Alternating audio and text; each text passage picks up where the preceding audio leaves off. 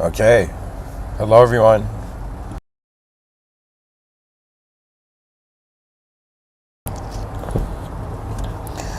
Welcome to another episode, another coffee shop Wi-Fi episode.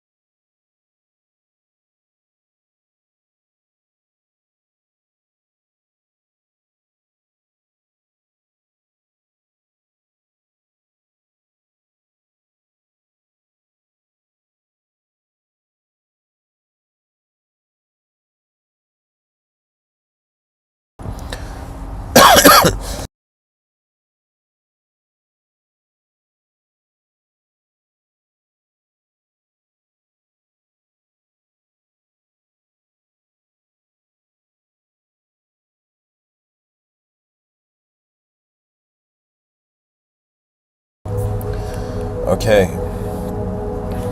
Alright, guys. Hopefully the audio's fine. I don't know what's going on.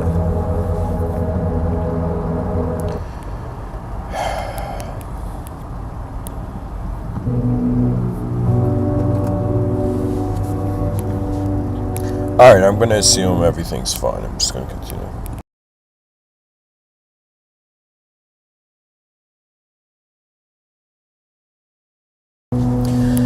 So, I would like to begin by speaking about subjective hope for objective situations.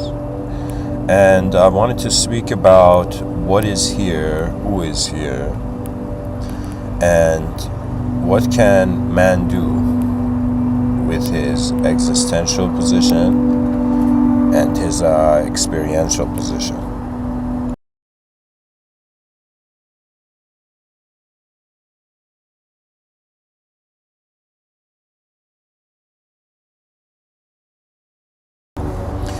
You know, I was thinking about how much of what human beings want to happen is subjective. And if we were to really, let's say, articulate, analyze the human intelligence, it would be something in the lines of, how would I say it? It would be as if we are living subjectively first, then objectively experiencing it. Okay?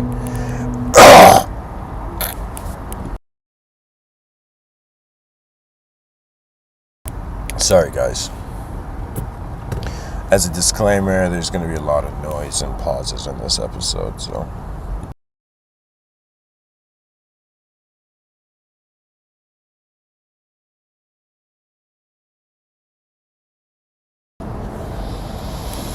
Alright, so I guess what I'm trying to say, trying to tell the viewers, is that as human beings, it's important to pay attention to not just what we are, but what the whole moment is. What is it made of?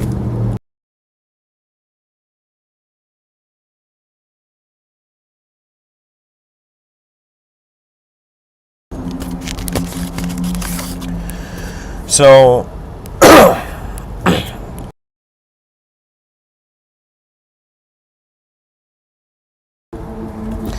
I don't know. I guess I'll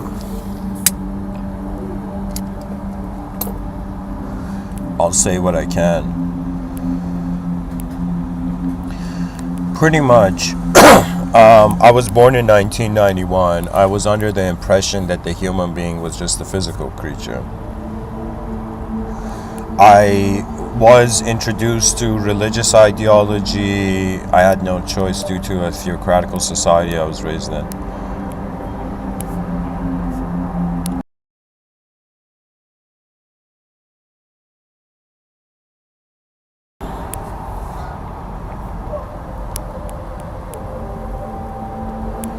I had various ideas, but experientially, life didn't change for me until I realized what is moving my life force is not a subject. And that's what I want to tell the viewers, really. That there will come a time in this life where you will realize objects and subjects are changing and you're watching them.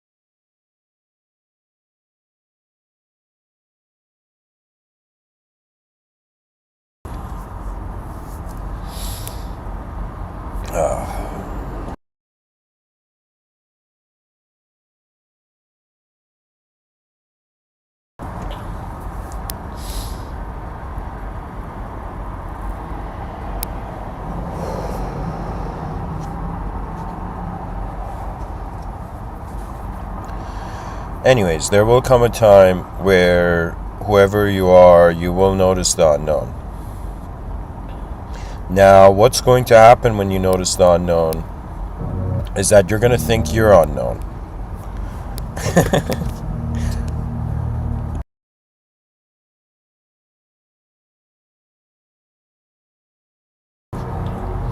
What I'm trying to share with the viewers is that the human species is not just a physical creature, and in order to, let's say, access this existential position's, let's say, full ability,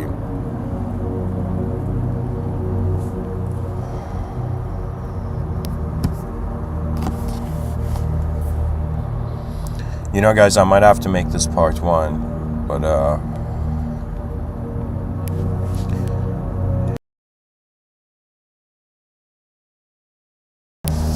my throat feels a bit strange. Anyways, let me try to wrap this up. So pretty much, I'm saying that we have subjective hope for objective situations.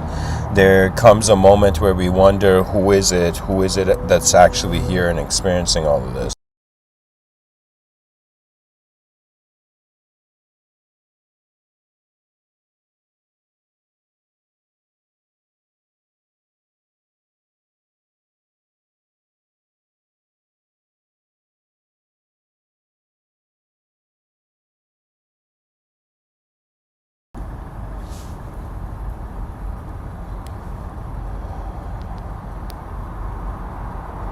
My approach is that life is not physical first.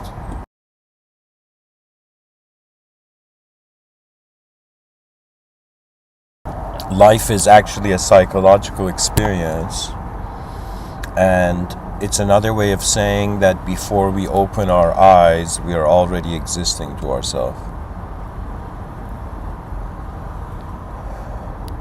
For a long time, I wondered about what is the soul? What does it mean to have a soul? What could the idea of something beyond this dimension that we're being imply? And you know, I came to this realization that the only thing that is neither an object or a subject, and it has been with us from the beginning, is the whole moment's existence. So if somebody was like Mr.Within, have you had any experiences of your own soul, out-of-body experiences and all of this? I will tell you, the most fascinating out-of-body experience I've had is that I've realized I've pretty much stepped out of my body to realize it's all happening in my mind. But the most fascinating experience I've had is an out-of-mind experience. An out-of-mind experience is very dehumanized, and it's an experience where you're not a conditional entity. Okay, right now I'm speaking to you, I'm a conditional entity. For example, my throat's a little uncomfortable, like, you know, I'm shortening the talk, for example.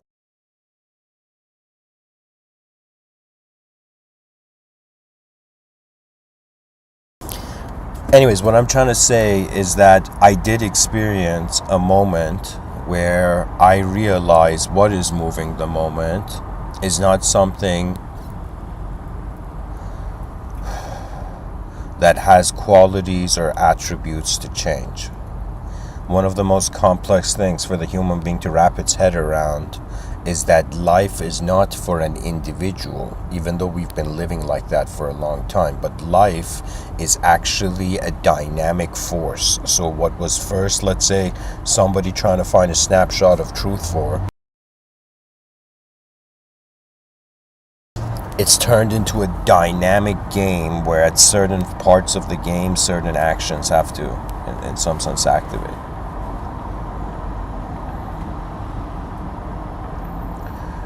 You know, there's moments where a person can look up on them, look up to themselves, and there's a moment where they will look down on themselves, right?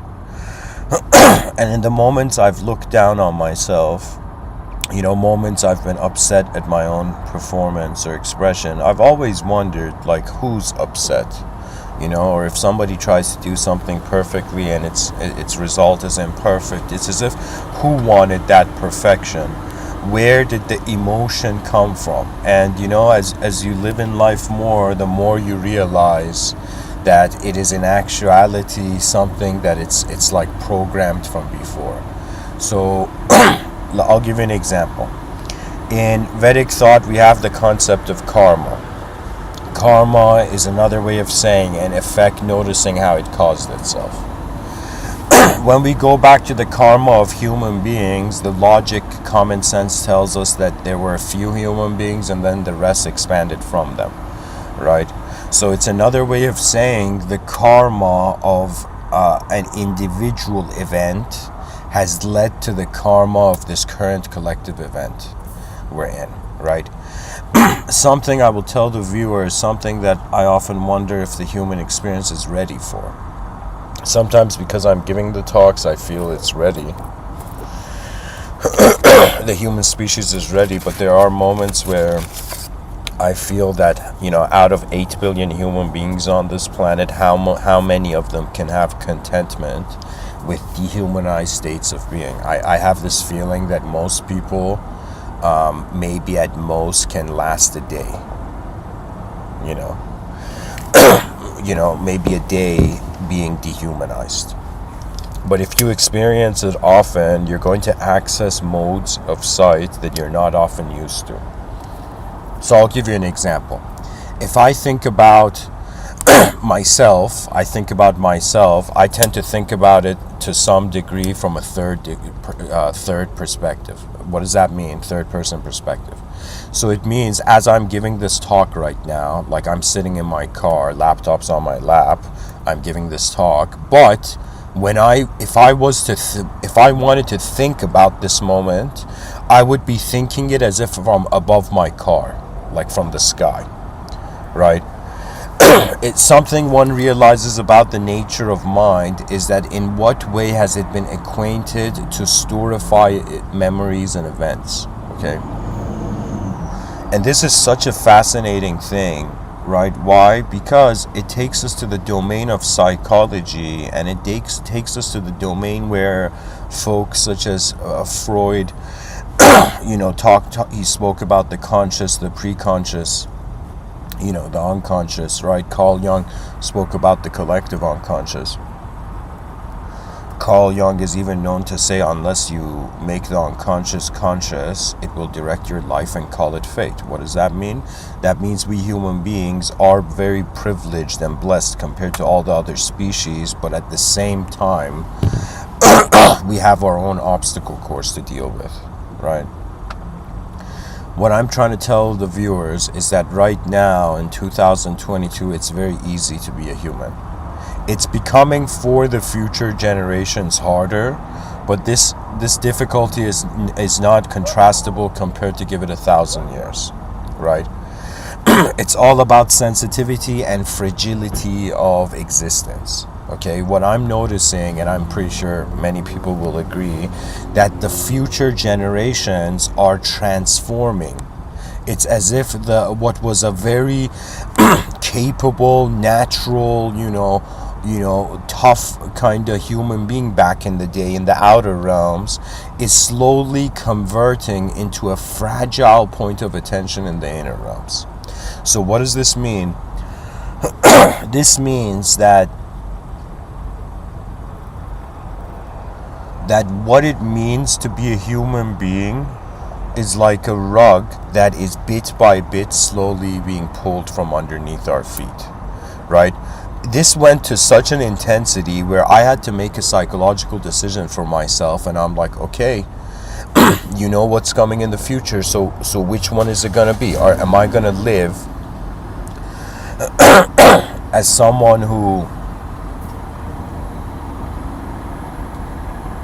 it depends on the speed, like I don't know how to say it, but it depends on the speed of the entity we want to be. The more people want to live faster lives and have a faster karma, the more they will turn into a creature of mind. Let's say our species has two options, okay? Let's say the human species is given two crossroads in the future. One crossroad is it can preserve the slow pace of its natural external biological living. So one option is we remain as this human being we see in 2022 experiencing the outer realms. This speed, this state of processing, this nature of mind, like we preserve this. This is one option. Another option is that technologies that give us psychological satisfaction are going to speed up to such a degree that it's going to be more fun to be a psychological mind moving at a faster speed than to be a slow biological body moving at the pace of the outer realms. Because something like this can happen in the future, there's a huge potential for it to happen.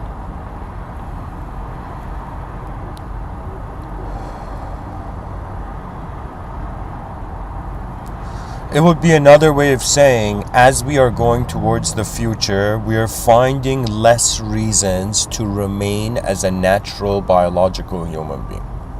So if you sped this up in your mind, you would come to a sort of conclusion that to have one biological body and to have one natural mind, one natural body, is a phase in human nature. Our species is literally in a cocoon, and this is the hilarious thing, where some scholars and futurists worry about this and philosophers worry about this and wonder about this, right? That in some sense,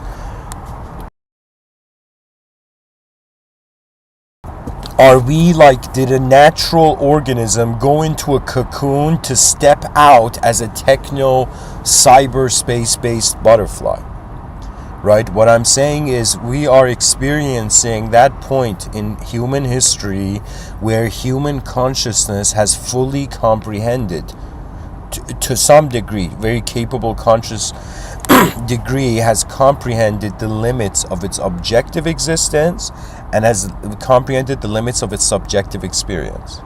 Okay? We are noticing the limitations. From 2022 onwards, if these Mr. Within talks of mine, they outlast, let's say the future generations, they're immortalized or eternalized or something. I want to tell whoever's going to listen in the future that 2022 was still a time where human beings were natural, but their behavior was becoming more and more unnatural, to the degree that there's this prediction that our behavior is going to become so unnatural that at some point the mind of this entity is going to be like, why am I in a natural body? Do you see what I'm saying? It's the preference, it's the nature of attention.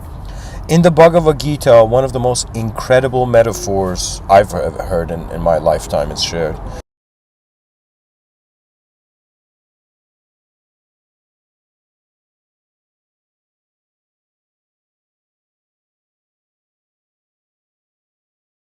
Just a second, guys. Quick intermission.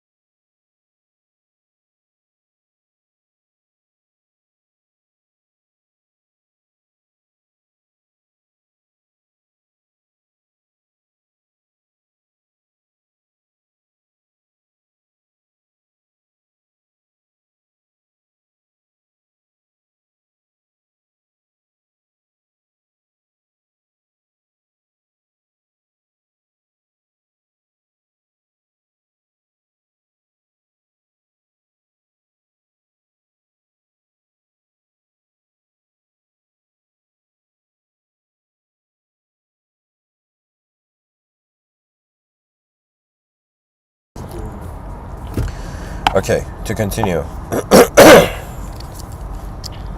Whoever's listening, give a shout out in the chat section.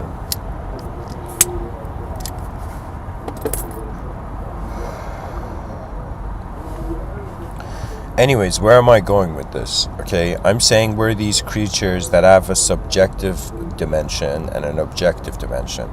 We are conditioned and trained in the objective dimension. We're not properly trained in the subjective dimension due to a couple of reasons.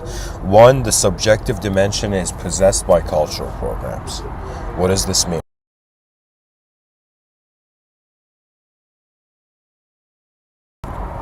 It means that before we were born, how culture came about was that human beings were creatures that had behavior. When they developed language and enough consciousness to pinpoint their behaviors, then in some sense you can say culture is the behavior of those who live on a part of land. Okay, like I can tell you, there's, when I was younger, I looked down on this, but when I'm older, I see it as a sort of blessing. I'm bilingual. I was raised like between two countries, okay, and I had the privilege of experiencing an Eastern cultural program and a Western cultural program. And you know what I could tell you? Something fascinating, something that will break the heart of history but make the future generations smile. You know what it is? We human beings are all the same energetically. I am telling you, I have seen people behave in Iran in a certain way, and I've seen people behave in Canada in a certain way, and I can tell you something, that honestly what it is, it's like this force that has never existed before coming into human form and then selecting out of the options it has. What our cultural programming means is not how we've been conditioned to look at the world. It means what we feel are the options of our freedom. That's what it means. Okay? For example, I'm someone who, I would say a lot of kids, people raised in Iran, they have religion is a part of their childhood. Okay? Now, I was very privileged because my father was spiritual. My parents' side, they were a bit religious. But my father had lived in America for 12 years. So that was the blessed privilege I had,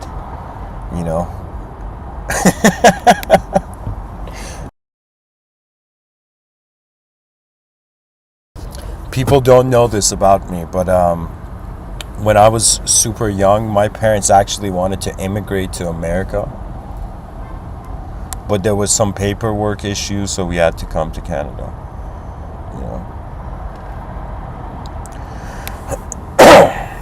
But you know what's funny? When I check the analytics of these Mr. Within talks, most of the viewers are from the United States. But anyways, what I'm trying to tell the viewers, whoever you are listening, you see, it's like pretty much this is life. They put 8 billion creatures, like players, creatures in a world. They put 8 billion unique players in a video game. Each player is starting off from their own position, and the task is that you overcome all your challenges honestly until you reach a point where to overcome the biggest challenge of your life involves others who are overcoming the biggest challenge of their life. Okay? There was a time where I asked the Logos, hey Logos, am I destined to just, live as a podcaster, just be this mind that talks till the end of time, And what my mind does is, instead of giving me an answer through a voice, it showed me probabilities of all the different things I could do. To me, This might sound such a strange thing, but if I was to teach people how to communicate, how to become advanced communicators, or how to use their mind, the best metaphor I would give for the mind is that it's your future self.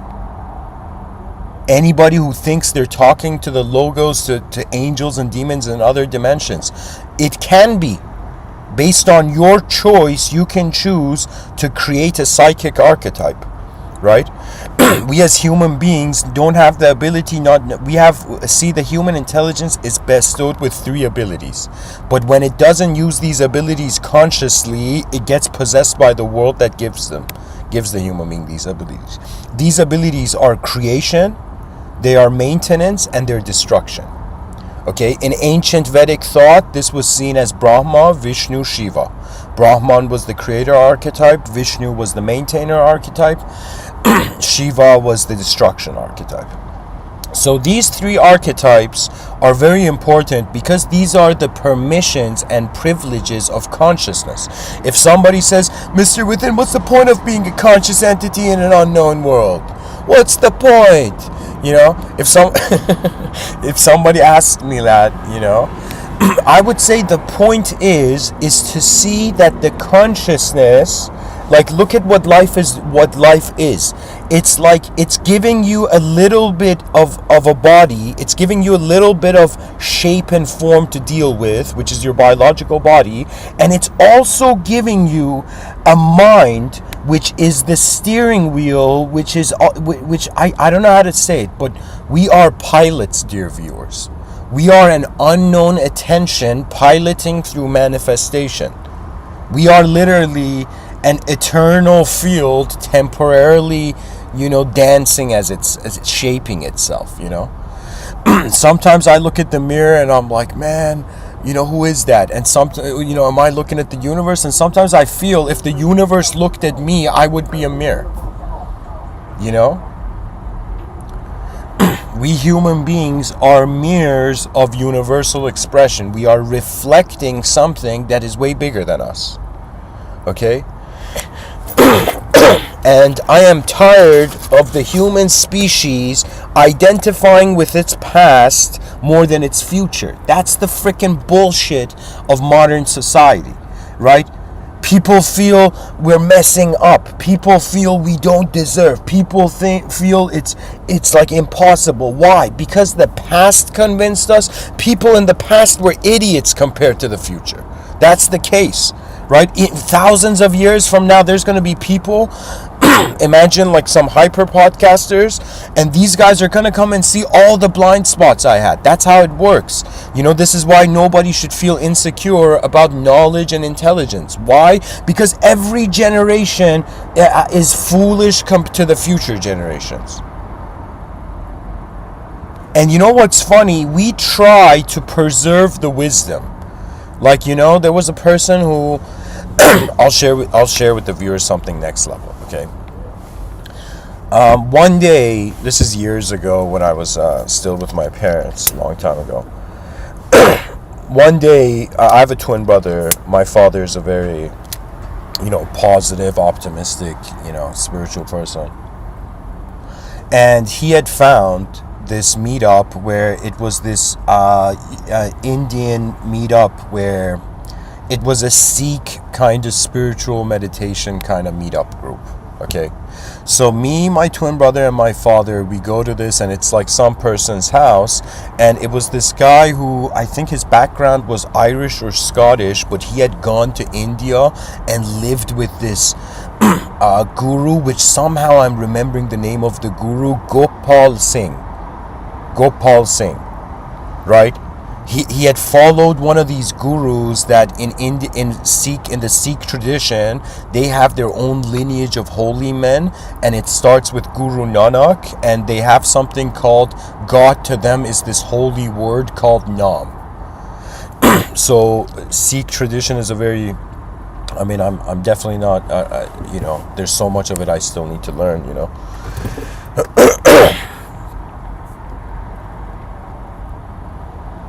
But anyways, we go to the house, it's this meetup, it's this Irish gentleman, you know, with this Indian family, And when we go in the house, I don't know what happens. I go into my own zone.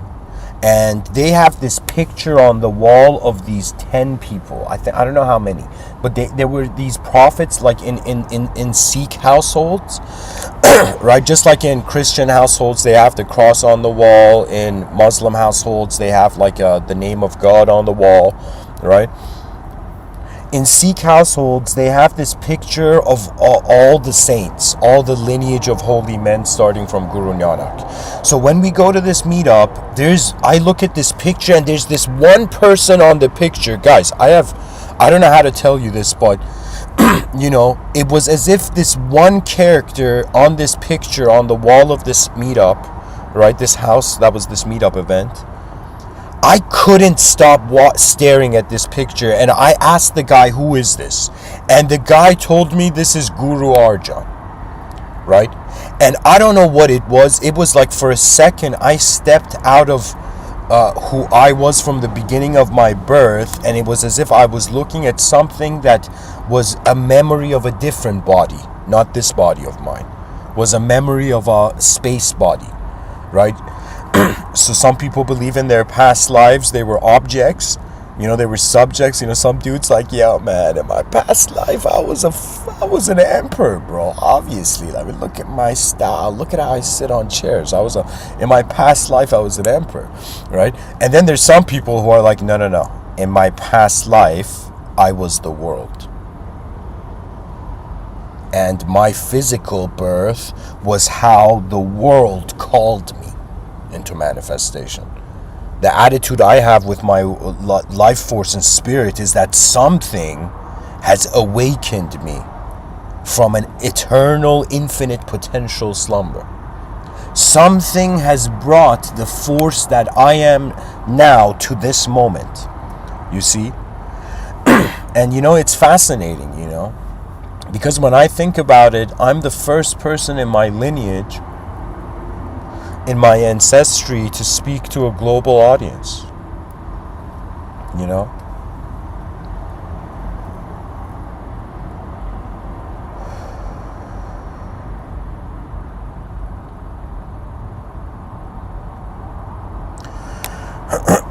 Anyways, I see this picture of Guru Arjan. I ask this the person who was hosting the event, who is this? And he tells me this is Guru Arjan. I don't know if I remember this correctly, but he was like 10th in the lineage. And this guy was so next level that he was like this enlightened yogi teaching his disciples. He was a politician and he was a compiler. There are, just like how editors are not acknowledged in like the movie industry, right, for their contributions to film. Similarly, there have been so many unique souls in human history that have been compiling the wisdom of the generation to save it for the future, right? That means the only reason human species has gotten so far is because there have been great silent souls carrying us. Okay? People think, did extraterrestrials help the early human beings who didn't know how to reproduce?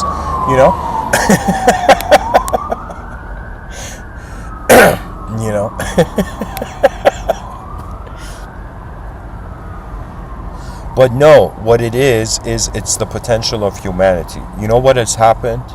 We have evolved to such a degree that in the inner realms, such a complex and advanced potential of human species has been seen that the human species most likely never has to worry about invasion.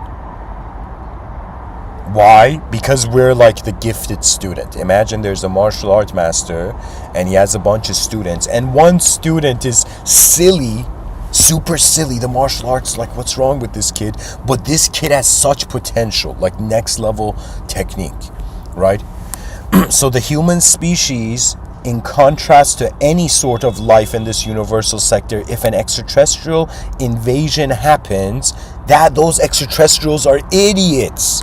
That means if planet Earth was being invaded right now right? And the extraterrestrials were like, I was staring at the extraterrestrials, I'd be like, you dumbasses, right? It's like you interrupted with something that had the potential for such a mighty level of greatness. You see, let me tell you this. Let me tell you why we're still in Civilization 1.0. Because it's easier to be hopeless than hopeful. Right? But some people are like, Mr. Within, what the fuck is hope? You know, I've been hoping for things to change, but they never change. And this is what I'll tell you. Hope is not an action. Hope is a strategy. The tactics are something else. Do you know? Hope is an expectation on the outcome. Right? But how you get to the outcome is very different. Right?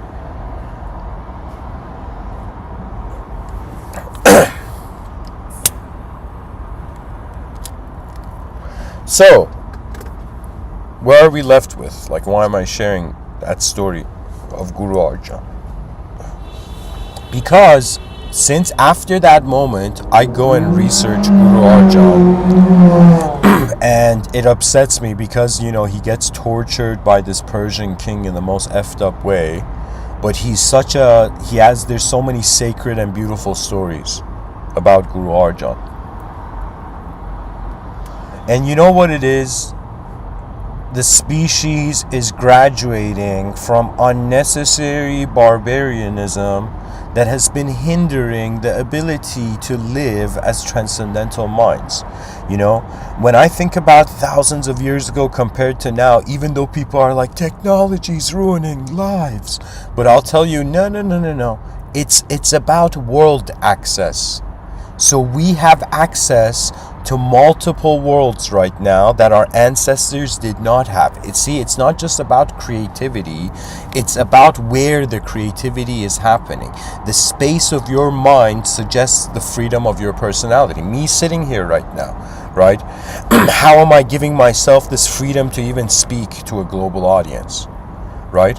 You know why? Because I realize I get nervous about things that are one step ahead, but if I live my life as if I'm trying to be as far steps ahead in everything I do, then it doesn't bother me. The progress doesn't bother me. You know, somebody once said, I don't know who said this, I don't know, like maybe the viewers can go help me and find this for me, but somebody had said that happiness is just that moment when you've been working like honorably and just endlessly, and you just look back for a moment to see how far you've come. That's happiness. That single instant is happiness. That's it. You know.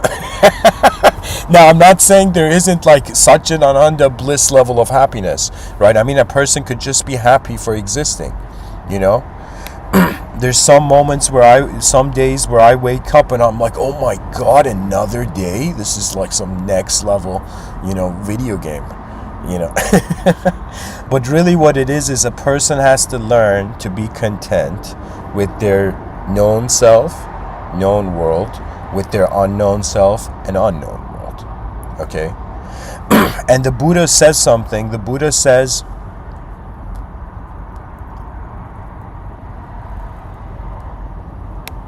you are born alone and you die alone. And anything that happens in the middle, any sort of companionship or anything, is a blessing. Okay? So what does that mean? That means if there were 8 billion multidimensional beings who were pilots who wanted to be trained, let's say we had to train 8 billion members of a species to learn to behave, to express their advanced potential, right? This is one of the biggest things that I don't want to say, I mean, I regretted it until I got rid of the concept of regret, okay?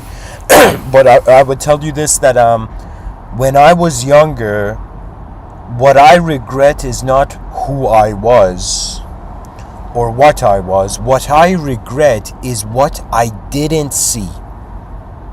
And I think it's like this for everybody. When we look at our past, we wonder we realize what was possible and we couldn't, right? You know, there's so many moments where honestly, if there was a drone camera above me And if at the time I could see from that drone camera, I would completely have a different attitude.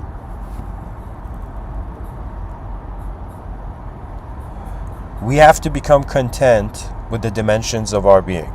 The species and knowledge is assisting the species with the known self and the known world. Okay, even though I'm talking about mystical and metaphysical concepts, when it comes to educational reform, I've said it numerous times that children in middle primary school should learn the medical sciences. They should learn everything about biology.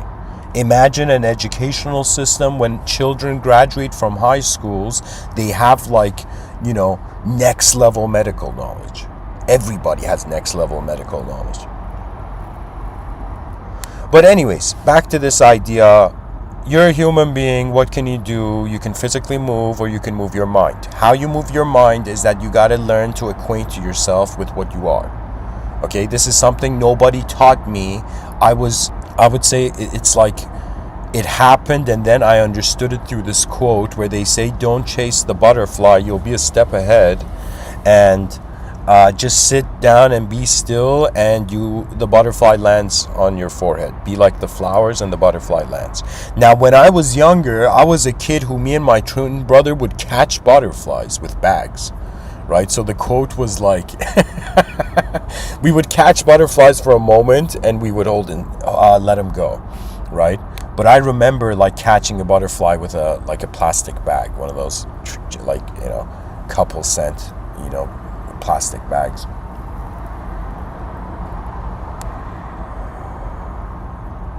But for me, how it happened was that my life became so meaningless to me that I stopped being an active mover. You know how I think my spirituality is kind of like I was a player in a game, and then the game stopped making sense to me, so I stopped playing it, and then something else came to motivate me to play the game. I've said this maybe in one talk. It slipped out, but I'll say it here. In 2015, from 2014 to 2015, dear viewers, I went on this podcasting rampage. Okay? And what do I mean by this?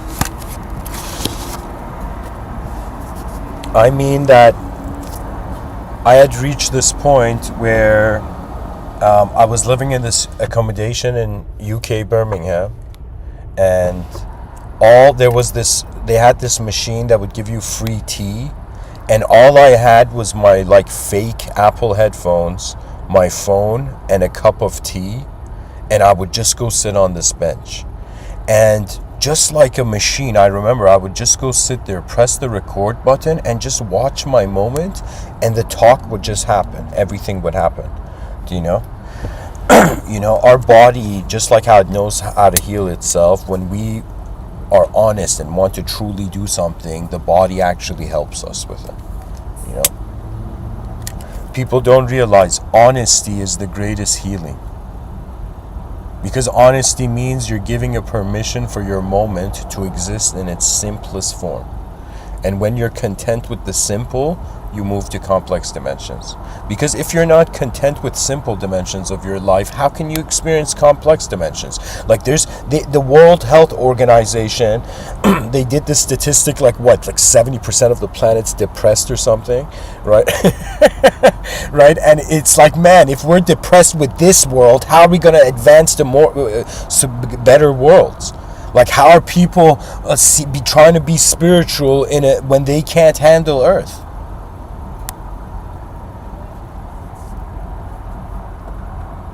And the craziest thing about life is life brings everything with a very calculated preparation.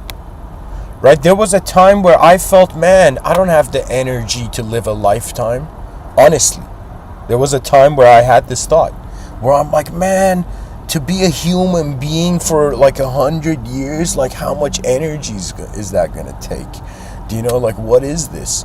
Right? But then I realized that if we think knowledge is the point of life, we get disappointed from this world. But if we realize our teacher is the unknown, You see, guys, there's a spirituality where they're selling the person on a meta narrative, okay? But the type of spirituality I'm saying, yo, in the middle of the storytelling dress up, right? Language dress up.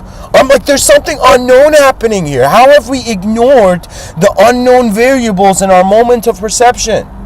We're all acting like we know. People are acting like experts, but you know what it is? It's just zooming in on things. Our mind gives us way more experiential freedom than existential freedom. In my mind, I could imagine myself flying in the sky or punching Superman in the face, you know? And Superman crying.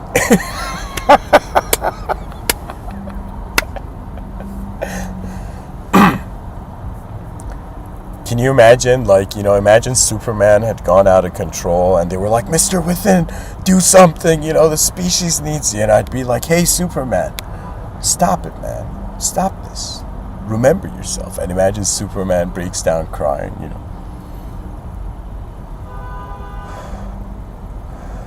But really what it is, dear viewers, what can I say?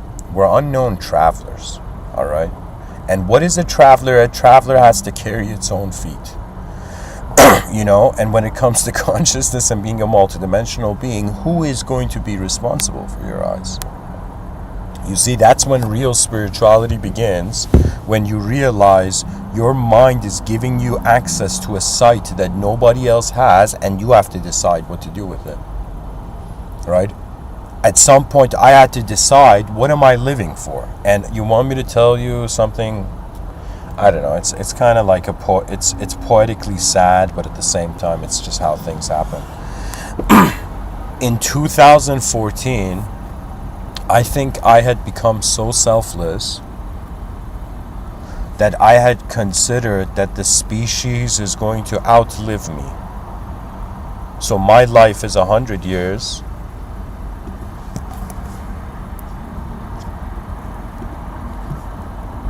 But the species, we want it to continue as long as it can. So I personally feel like when this world became more important than myself, I stopped taking care of myself. Okay? Now we have to find the proper balance. So as like one of the first people testing the waters, I'm saying it right now, to be an advanced communicator on Earth, the challenge is how do we synchronize efforts in the inner realms and the outer realms. So it's another way of saying, like, let's say a human being throughout the day gets 1,000 new ideas. Now imagine, let's say a very overloaded with information human being gets like 1 million ideas throughout the day. Okay? They just pass by, whether the individual thinks about it or not. Maybe 1 million ideas pass throughout the day, but the brain just consciously registers like 100 of them or something, right? But there is that idea, right? So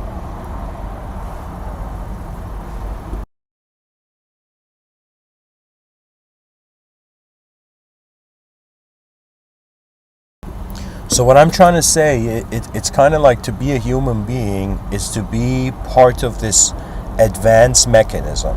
Okay, there was a time, I'm just sharing a lot about myself, but anyways, you know, one day my kids might hear these talks and they'll be like, yo, our dad talks so much.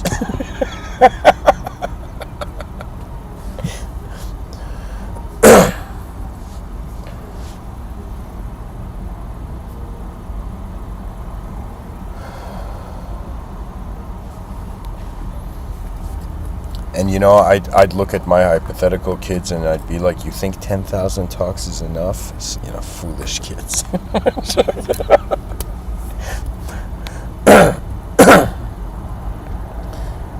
Okay, let me just focus here and see what I could say. It's the starting position. When we want to play chess, we know the rules of the chessboard. We know the potential of the chess pieces. Then we trust our ability as the decision maker, and we implement. the parts of our what we see present on our chessboard. If we treat consciousness as a chessboard, the outline of the chessboard is knowledge. What knowledge is to help the human being function through different contexts. You see, there's some people who are born, their parents tell them, let's say they hear one story, let's say information is like waves hitting the individual. Can the viewers hear me? Is this anyways, hopefully it's audible. What I'm saying is the child is born, waves of information hit it. Now some people, some human beings, the child is born, a wave of information hits it, and the child doesn't change the context to the world. The value of knowledge is realizing the actual context of the world is unknown, and this is a common denominator between theists and atheists. Why the secular and religious society have in common? Because God is inconceivable, meaning it's an unknown force, and life, because we can't see the edge of the universe, it's held by unknown forces. So ultimately, the theist and the atheist both agree they're in an unknown world, but the model and linguistic structure they're overlaying upon this unknown world is what's separating them as creatures of psyche. Okay? So I guess what I'm trying to tell the viewers is that maybe in this life something happens and it's to you as unknown. You're going to comprehend that after you have reached that moment in knowledge, I call this the scholar's awakening. And it's pretty much this quote from Socrates when he says the only true wisdom is to know you know nothing. The more you have structure for the world, and the more bigger your what I'm trying to say is the more structure and geometry you have, the more problems, the bigger the problem of the world becomes. Because the context is ultimately unknown and knowledge is the recent development in the cosmos, right? Knowledge has merit in accordance to how it's capturing the moment. Okay? So what I'm trying to tell viewers is that you're going to think, is life an objective activity? Yes. Existentially, you need to stick around to see what the unknown is going to gift you. Right? It's like a biggest reason to stay alive and be a human being is to just see what your karma was, right? To see like, okay, how did life treat you? You know, like I would say the lesser mind is like, am I lucky or unlucky? The superior mind is like, okay, let me see me as a human being that has never existed before. How does the world treat me if I am, in some sense, if I am not being anything else other than myself? Right? There's something very beautiful that any born in a physical creature is destined to see its karma. Like, I'm actually fascinated, right, to see what the last moment of my life is going to be on this planet, right? And let me tell you why. Because in my dreams, I've died a couple times. And now I'm in this point where in my dreams I've died, in my inner realms I've died, and even in my inner realms I've realized what's looking out through my eyes is not even a subject. That means that I can't even connect the concept of death to what I am, you know.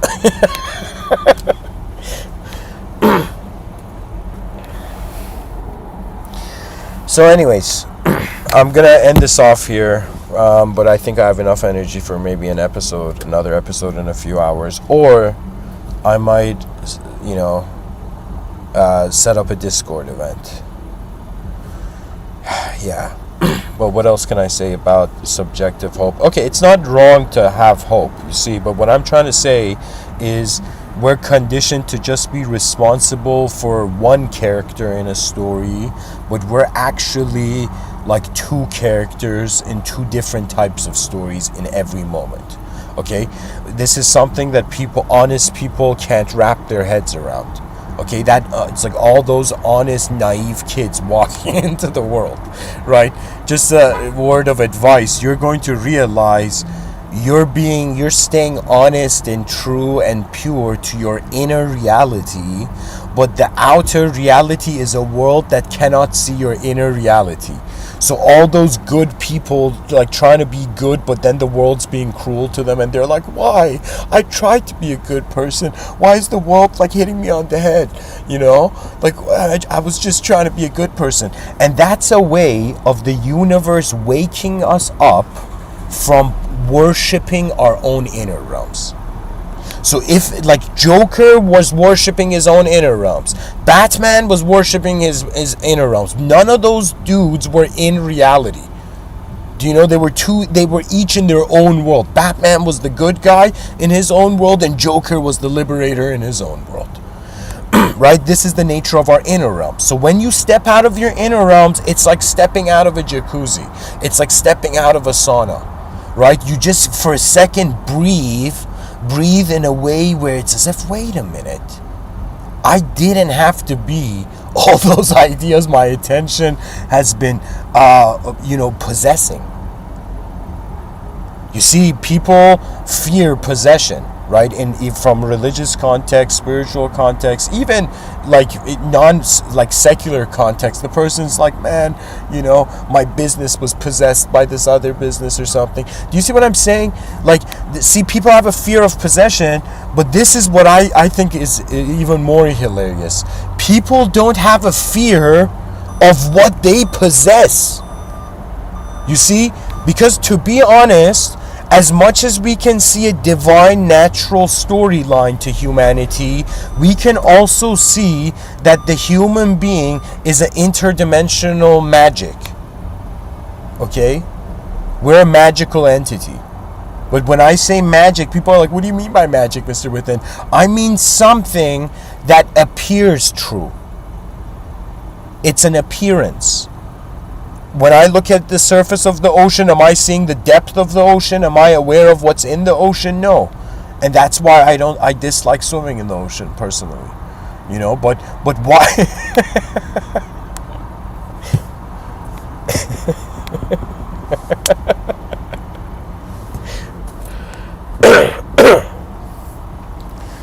Anyways,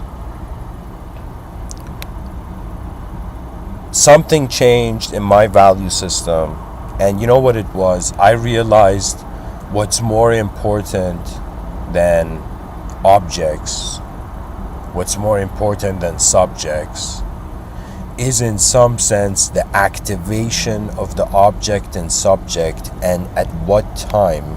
I shouldn't say time, I should say in what rhythm. Okay? There's been moments in my life where in my inner realms events have moved, like stuff has happened in my mind, which it moved so fast and it was so abstract that there's moments where you don't have words for, and you watch your mind as if it's like an art gallery on this giant treadmill where different artwork come and go. For me, what happened was that because for some strange reason I decided to give 10,000 talks, little did I know I was training myself in all these years to be able to discriminate when exactly a thought enters the moment in my space, in my awareness. So I can tell what moves in my inner space. But I think most people are defined by what moves in their inner space. They don't even notice it's moving, right? And of course, life is, the whole point of it is that it's unknown. This is something that I was talking to my twin brother about it, and he was agreeing. He had come to a similar conclusion, where even if you think you found a solution to it, the whole point of it is to acquaint consciousness with the unknown. Like if birds and squirrels, I'll grant them, for them knowledge is their purpose, right? They have to notice there's a giant world out here. The lesser species, they're just trapped. Their psychology, perception, their context of life is trapped and limited by their ecosystem. So the human species that is a creature, is a being that has noticed and beyond its ecosystem is acting different than its ecosystem. So it's another way of saying the purpose of a creature that acts different than its ecosystem is to interact with the unknown.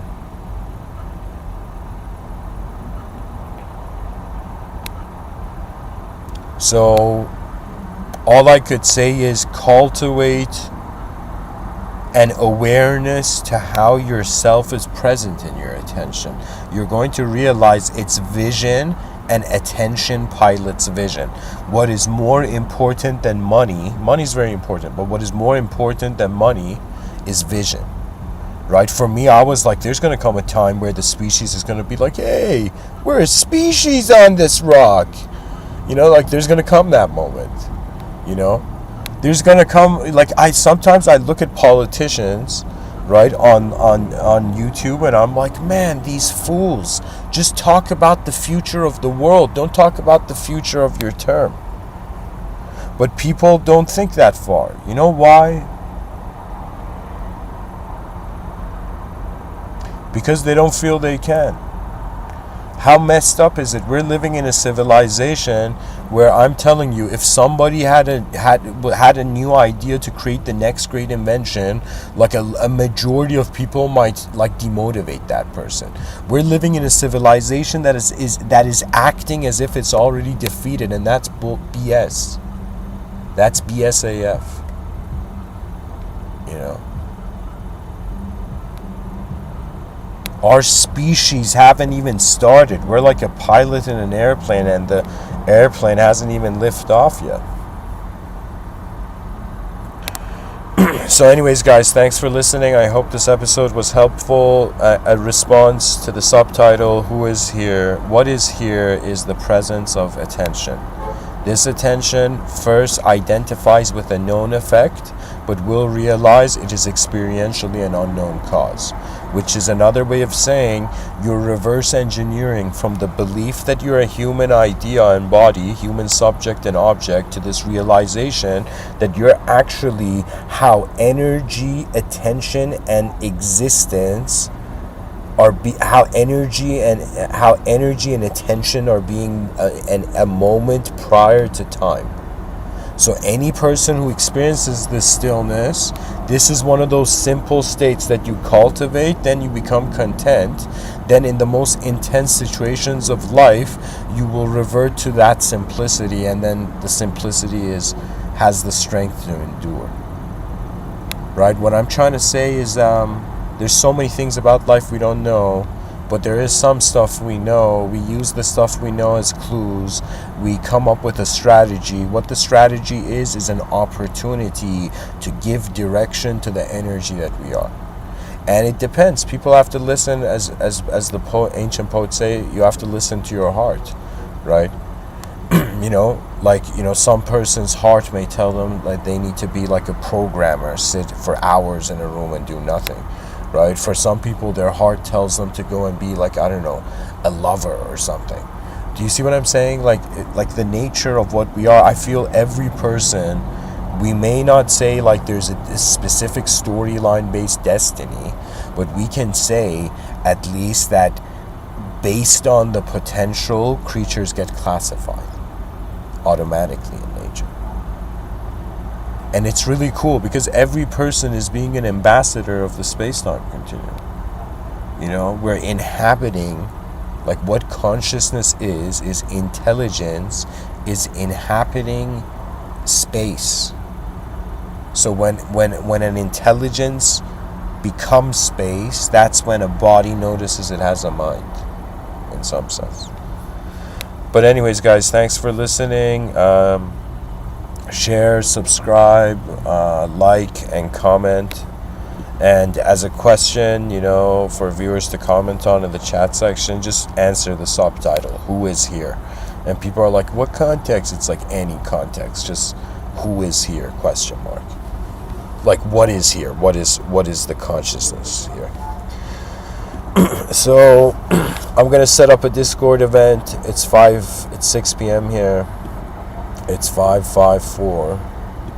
So by the time this episode finishes, it's 5:55. Anytime, I feel when I share, synchronicities with people, I feel like with viewers on this podcast, I feel like I'm throwing a stake to the New Age community. you know? And the New Age community, like a coyote, is like biting it. No, I'm joking. The beautiful thing about life is that we're here to fulfill a role. That's the point of being a mind. To notice the system, to notice that what a mechanism is like it's like how it's functioning. What knowledge is we're like, okay, something's happening here. What is it though? And what is it? How does it contrast to our personal life, our inner life, and to our outer life, right? And that's the issue we're having on this planet right now. Why? Because we can't discriminate between our inner life and outer life. There's so many like poor souls getting crushed under what their external truth has to be, right? But really, we're a multidimensional being, and we're going to realize we'll have no choice if we don't choose to be multidimensional. Like, we don't choose to consider a multidimensional human being. It's as if we haven't allowed the room for technology, so we're gonna scare ourselves, right? So what I'm saying is, like, the next chess move of human history is that we're, the era of the collective human being is dawning, right? We're reaching that point in history where people are gonna start feeling a strange, I don't know why I'm saying it like this, but